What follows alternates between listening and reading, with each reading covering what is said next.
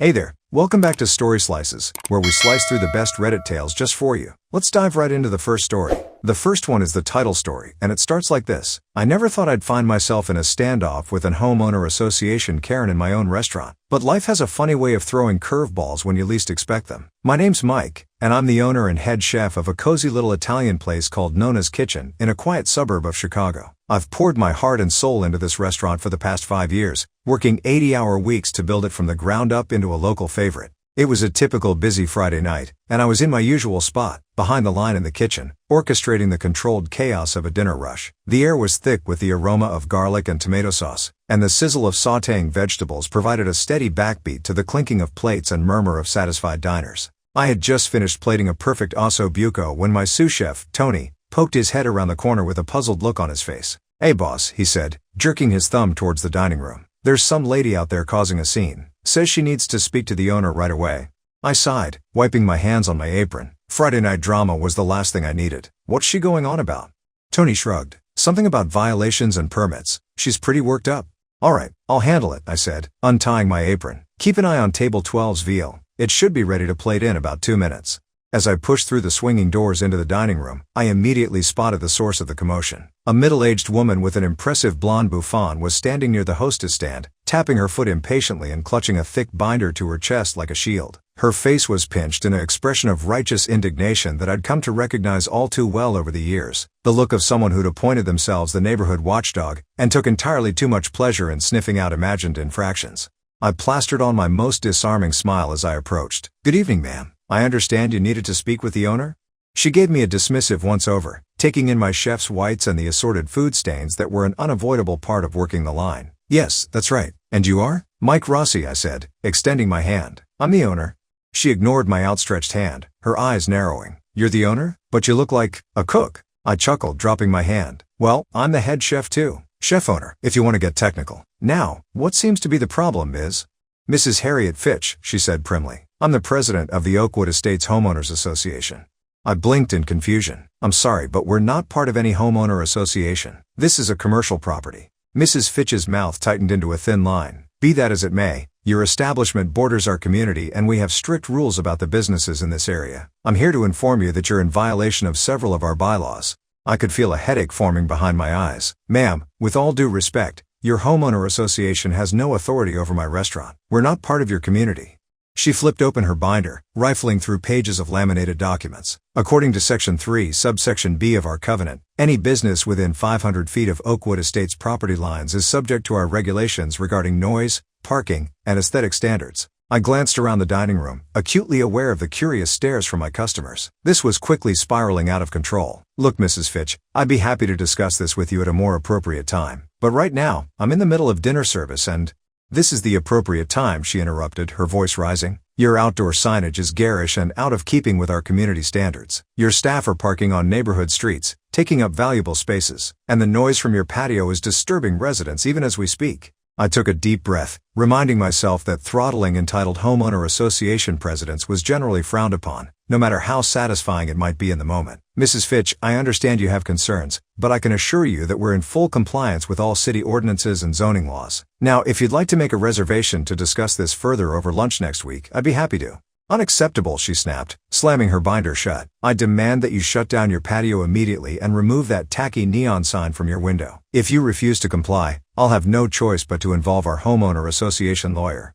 At this point, the entire restaurant had gone quiet, all eyes focused on our little drama playing out by the hostess stand. I could feel my blood pressure rising, but I forced myself to keep my voice calm and level. "Mrs. Fitch, let me be very clear. You have absolutely no authority over my business. Your homeowner association rules do not apply here, and I won't be shutting down anything or removing any signage based on your personal preferences. Now, I'm going to have to ask you to leave. You're disrupting my customers and interfering with my business." Her face flushed an alarming shade of red. "How dare you? Do you have any idea who I am? I'll have this place shut down faster than you can say health code violation." That was the last straw. My patience, already worn thin by a long week and a busy night, snapped like an overcooked piece of spaghetti. "All right, that's enough," I said firmly. "You're trespassing now, and if you don't leave immediately, I'll be forced to call the police. Your choice?" For a moment, I thought she might actually spontaneously combust, but after a few seconds of silent, impotent rage, she gathered her binder and stormed towards the exit, pausing only to call over her shoulder, This isn't over. You'll be hearing from our lawyers." As the door slammed behind her, a smattering of applause broke out from some of the tables. I felt a gentle hand on my arm and turned to see Maria, my head server, looking at me with concern. "You okay, boss?" she asked. That lady was loca. I managed a weak smile. "Yeah, I'm fine. Just another day in paradise, right? Sorry about that, folks," I added, raising my voice to address the dining room. "The show's over, but I promise the food's worth sticking around for. Next round of garlic knots is on the house." That earned me a cheer from the diners, and slowly the buzz of conversation resumed. I made my way back to the kitchen, my mind already racing. I had a sinking feeling that this was only the opening salvo in what promised to be a drawn-out battle with the Oakwood Estates Homeowner Association. As I pushed through the swinging doors, I was greeted by the concerned faces of my kitchen staff. "Everything okay out there, Mike?" asked Tony, sliding a perfectly plated osso buco onto the pass. I grabbed my apron, tying it with perhaps a bit more force than necessary. "Yeah, just a little homeowner association drama. Nothing to worry about." But even as I said the words, I knew they weren't true. Something told me that Mrs. Harriet Fitch wasn't the type to let things go easily, and if she was serious about getting lawyers involved, this could turn into a real headache. I pushed those thoughts aside for now, focusing on the immediate task at hand. "All right, team, let's get back to it. We've got hungry people out there waiting for the best Italian food in Chicago." The kitchen sprang back to life, a well-oiled machine of chopping, sautéing, and plating. For the next few hours, I lost myself in the familiar rhythms of dinner service, the confrontation with Mrs. Fitch fading to the back of my mind. It wasn't until much later, after we'd closed up for the night and I was sitting in my tiny office doing the nightly reconciliation, that I allowed myself to really process what had happened. I leaned back in my chair, rubbing my tired eyes. This restaurant was my life's work, my dream realized. I'd sacrificed so much to get here. My savings, my free time, even my marriage. The thought of some power-hungry homeowner association president threatening all that over some imagined violations made my blood boil. I pulled out my phone, quickly Googling homeowner association jurisdiction over businesses and how to fight homeowner association overreach. The results weren't particularly encouraging. While it seemed unlikely that the homeowner association actually had any legal standing to enforce their rules on my property, they could certainly make life difficult if they decided to pursue this. A soft knock on the door interrupted my research. I looked up to see Maria poking her head in. "Hey boss," she said. "We're all cleaned up out there. You need anything else before I head out?" I shook my head, mustering a smile. "Nah, I'm good. Thanks, Maria. Great job tonight, as always." She hesitated for a moment, then stepped fully into the office. "Listen, about that crazy lady earlier. You're not worried, are you? She can't really do anything, right?" I sighed, debating how much to share. Maria had been with me since day one, and I trusted her completely. "Honestly, I'm not sure. Probably not, but homeowner associations can be a real pain in the ass when they want to be. We might be in for some trouble." Maria's face hardened with determination. "Well, if she comes back, she'll have to go through all of us first. Nobody messes with Nona's kitchen." Her loyalty brought a genuine smile to my face. "Thanks, Maria. I appreciate that. Now go on, get out of here. I'm sure you've got better things to do on a Friday night than hang around this old place." After she left, I sat for a while longer, mulling over our options. By the time I finally locked up and headed home, I had the beginnings of a plan forming. If Mrs. Fitch and her homeowner association cronies wanted a fight, I'd give them one. But I'd do it my way, with a healthy dose of malicious compliance and a side of Italian stubbornness. Little did I know, this was just the beginning of a saga that would test my patience, my creativity, and ultimately the very future of Nona's kitchen. The next morning, I arrived at the restaurant earlier than usual, my mind still churning with plans and contingencies. As I unlocked the front door, I nearly tripped over a thick envelope that had been shoved underneath. My heart sank as I tore it open and scanned the contents. It was a formal notice from the Oakwood Estates Homeowner Association, listing a litany of alleged violations and demanding immediate compliance with their regulations. The document was peppered with legal jargon and thinly veiled threats of further action if I failed to address their concerns within 72 hours. I crumpled the paper in my fist, a mixture of anger and disbelief washing over me. This was escalating far faster than I'd anticipated. I briefly considered calling my lawyer, but quickly dismissed the idea. Mike DiNapoli was a good guy and a family friend, but his expertise was more in the realm of contracts and incorporation paperwork. This situation called for a different approach.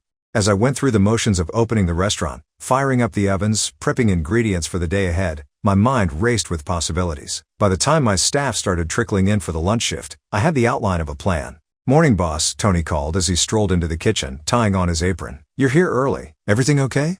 I gestured for him to join me in the walk-in cooler away from prying ears. Once inside, I filled him in on the homeowner association notice and my concerns about potential escalation. Tony's normally jovial face darkened as he listened. "Mamma mia, what a bunch of stronzi. What are you going to do?" A slow smile spread across my face. Well, they want us to comply with their rules, right? So that's exactly what we're going to do. But we're going to do it in a way that makes them regret ever messing with us. I laid out my plan, watching as Tony's expression shifted from confusion to amusement to outright glee. Oh man, he chuckled, shaking his head. This is going to be good. Count me in, boss. Over the next few hours, as we prepped for the lunch rush, I pulled aside each of my key staff members, Maria, our bartender Jake, and our hostess Sophia, to brief them on the situation and their roles in my scheme. By the time we opened the doors for lunch, everyone was on board and eager to play their part. The lunch service flew by in a blur of pasta and wine, and before I knew it, we were in the lull between lunch and dinner. Perfect timing for Phase 1 of Operation Homeowner Association Headache. I gathered the staff in the dining room, grinning like a kid on Christmas morning. All right, gang, you know the drill. Let's give our friends at Oakwood Estates exactly what they asked for. With a cheer, everyone sprang into action. We started with the garish signage Mrs. Fitch had complained about. Our neon open sign in the window was quickly replaced with an elegantly hand-lettered wooden placard that read, "Establishment is currently welcoming patrons," in flowing calligraphy. Next, we tackled the noise issue. I'd splurged on a set of high-end Bluetooth speakers, which we carefully concealed around the patio. As the dinner hour approached, instead of our usual upbeat Italian pop music, the air was filled with the soothing strains of Gregorian chants and Renaissance madrigals. There, I said, surveying our handiwork with satisfaction. Much more refined and in keeping with the community aesthetic, wouldn't you agree? Maria snorted, trying to suppress her laughter. Oh yeah, boss. Real classy. I'm sure the homeowner association will just love it. As the dinner crowd began to arrive, Phase 2 of my plan kicked into gear. I'd spent the afternoon calling in favors from every car enthusiast I knew in the Chicago area. By 6 p.m., the streets around the restaurant were lined with a dazzling array of vintage and luxury vehicles, gleaming Ferraris, classic Alfa Romeos, even a couple of Lamborghinis. All perfectly legally parked, of course, and all sporting discreet Nona's Kitchen preferred customer placards in their windshields. The piece de resistance was the valet stand we set up right at the edge of our property line, manned by Jake and Tony in impeccable suits and white gloves. As each customer arrived, they were greeted with exaggerated formality and had their cars whisked away to our exclusive off-site parking facility, also known as the mostly empty strip mall parking lot 2 blocks over. Inside, we'd transformed the dining room into a parody of stuffy refinement. White tablecloths were replaced with antimacassars. The walls, usually adorned with cheerful photos of the Italian countryside, now sported oil paintings of stern-looking aristocrats, hastily printed and framed from internet images. I'd even convinced my elderly Uncle Gio to dust off his accordion and post up in the corner, serenading diners with mournful Italian ballads. The poor guy was tone-deaf and knew about 3 chords, but he played with gusto. As the dinner rush hit its peak, I stationed myself near the hostess stand, eagerly awaiting the inevitable return of Mrs. Fitch. I didn't have to wait long. At precisely 7:15 p.m., the door swung open and in she marched, binder clutched to her chest like a shield. She stopped short just inside the entrance, her mouth falling open as she took in the transformed restaurant. "Good evening, madam," I said, affecting an exaggerated bow. "How wonderful to see you again so soon. Table for one?" Mrs. Fitch sputtered, her eyes darting around the room in confusion. What is all this?" I gestured grandly at the dining room. "Why, we've taken your excellent suggestions to heart, of course. We've upgraded our establishment to better align with the refined tastes of the Oakwood Estates community. I do hope you approve." Just then, Uncle Gio launched into a particularly ear-splitting rendition of O Sol Mio. Mrs. Fitch winced visibly. This is ridiculous," she managed finally. "You're making a mockery of our regulations." I placed a hand over my heart, the picture of wounded innocence. "I assure you, madam, nothing could be further from the truth. We are in full compliance with your homeowner association bylaws. Our signage has been toned down, our music is now suitably cultured, and as you can see, we've addressed the parking situation." I led her to the window, where she could see the line of luxury cars stretching down the block. Her eyes nearly bugged out of her head. But, she stammered. "Now then," I said briskly, "shall I seat you? Or perhaps you'd prefer to dine on our newly renovated patio? I believe Signor Gio is about to favor us with his rendition of Funicola. It's not to be missed." For a long moment, Mrs. Fitch stood frozen, her face cycling through a range of emotions, confusion, anger, and finally, a grudging realization that she'd been outmaneuvered. Without another word, she spun on her heel and marched out the door. As soon as she was gone, the entire restaurant erupted in applause and laughter. I took a theatrical bow, grinning from ear to ear. "Well done, everyone," I called out. "Now, let's get back to serving some real Italian food, shall we?" The rest of the evening passed in a blur of good food, wine, and celebration. Word of our upgrade spread quickly, and curious neighbors poured in to see what all the fuss was about. By the time we closed up shop, we'd had one of our busiest nights in recent memory. As I was locking up, Maria sidled up to me, a mischievous glint in her eye. "So, boss, think we taught the homeowner association a lesson?" I chuckled, shaking my head. Oh, I have a feeling this is just the beginning, Maria. Something tells me Mrs. Fitch isn't the type to admit defeat easily. How right I was. Little did I know, our little stunt had set in motion a chain of events that would escalate far beyond anything I could have imagined. The battle for Nona's kitchen was just getting started, and the next few weeks would test my resolve, my creativity, and the loyalty of my staff in ways I never expected. But as I drove home that night, the taste of victory still sweet on my tongue, I couldn't help but feel a thrill of excitement. Let the homeowner association bring their worst, I thought. We'll be ready. The next morning, I arrived at the restaurant to find another envelope shoved under the door. This time, it was a formal cease and desist letter from the homeowner association's lawyer, demanding that we immediately halt all provocative and disruptive activities. I couldn't help but laugh. If they thought last night was provocative, they hadn't seen anything yet. Over the next week, we ramped up our compliance with the homeowner association's rules to increasingly absurd levels. We replaced our regular menus with massive, leather-bound tomes that required 2 hands to lift. Each dish was described in flowery, pretentious language that would make even the snobbiest food critic cringe.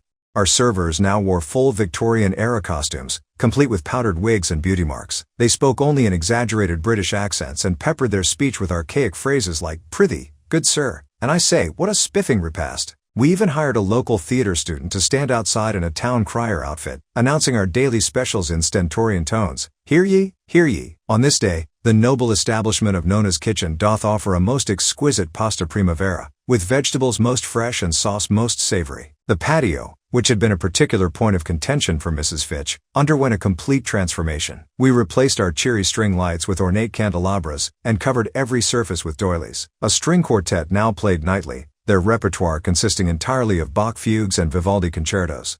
To address the parking complaints, we expanded our valet service. Now every car was not only parked off-site but also given a complimentary hand wash and wax. We even hired a local marching band to escort customers from their cars to the restaurant entrance, playing a rousing rendition of That's Amor for each arrival. The reaction from our regular customers was a mix of amusement and bewilderment. Many played along with enthusiasm, showing up in their fanciest clothes and affecting posh accents. Others seemed a bit overwhelmed by the changes but stuck with us out of loyalty and curiosity. Surprisingly, we also saw an influx of new customers, drawn by the spectacle we were creating. Food bloggers and local news outlets started showing up, eager to document the Great Homeowner Association Restaurant Rebellion, as one particularly dramatic headline put it. Through it all, I kept a careful eye out for Mrs. Fitch or any other homeowner association representatives. But for days, there was no sign of them. It was like poking a beehive and hearing only silence, unsettling, and a sure sign that something bigger was coming.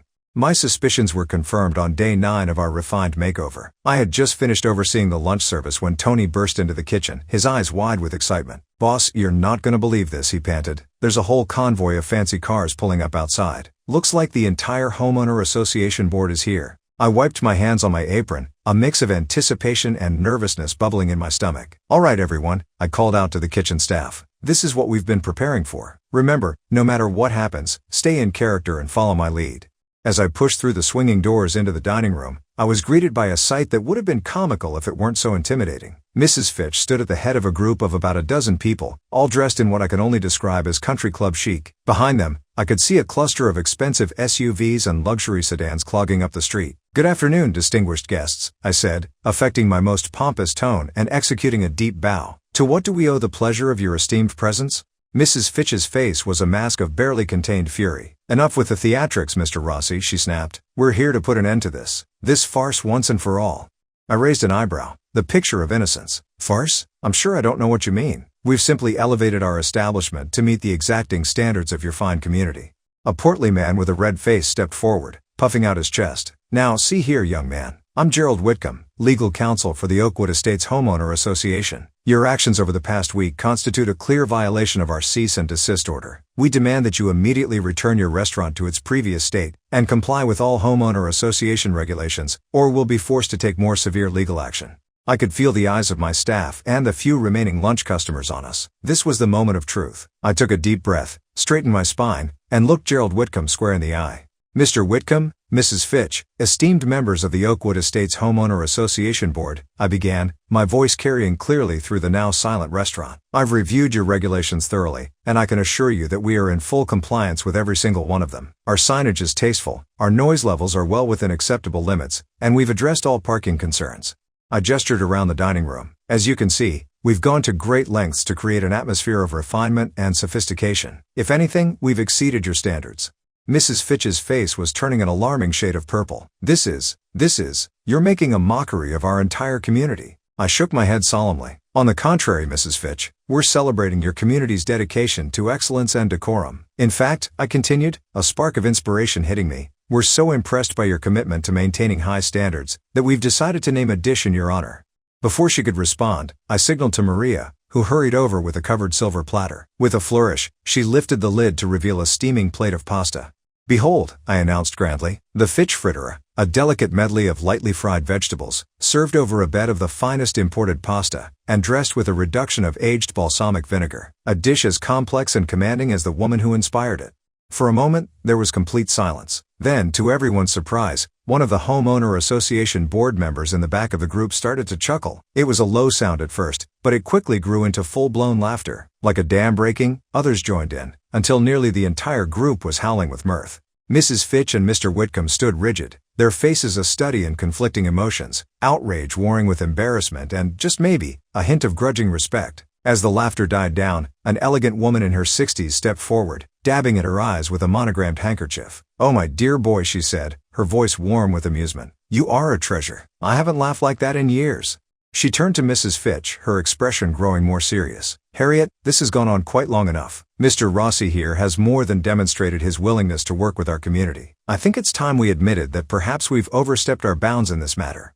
Mrs. Fitch opened her mouth to protest, but the older woman held up a hand to silence her. "No, I insist. As vice president of this board, I'm calling for an immediate vote to rescind all actions against Nona's Kitchen, and to formally welcome them as a valued neighbor to Oakwood Estates." What followed was a flurry of raised hands and eyes that left Mrs. Fitch and Mr. Whitcomb sputtering in disbelief. Before I knew it, the elegant woman, who introduced herself as Margaret Holloway, was shaking my hand and inviting me to the next homeowner association meeting as an honored guest. As the group filed out, many of them pausing to compliment the decor or inquire about reservations, I caught Mrs. Fitch's eye. For a moment, I thought she might actually explode. But then, to my utter astonishment, the corners of her mouth twitched up in what might have been the ghost of a smile. "Well played, Mr. Rossi," she said quietly. "Well played indeed."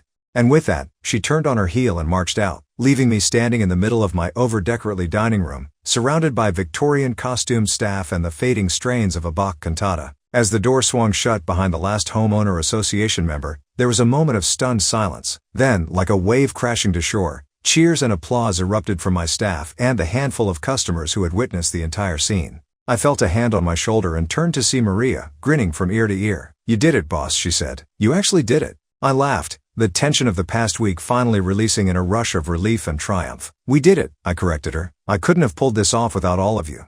As the celebration continued around me, I made my way back to the kitchen, my mind already racing with plans. We had won this battle, but I knew there would be challenges ahead. The restaurant business was never easy, homeowner association drama or not. But standing there, surrounded by the sights and smells of my beloved Nona's Kitchen, I felt ready for whatever came next. We had faced down the homeowner association and come out stronger for it. Whatever the future held, I knew that as long as we stuck together and stayed true to ourselves, there was nothing we couldn't handle. I clapped my hands, getting everyone's attention. "All right, team," I called out, unable to keep the grin off my face. "Let's get this place back to normal. We've got real Italian food to cook and customers to feed. And someone please tell Uncle Gio he can stop with the accordion."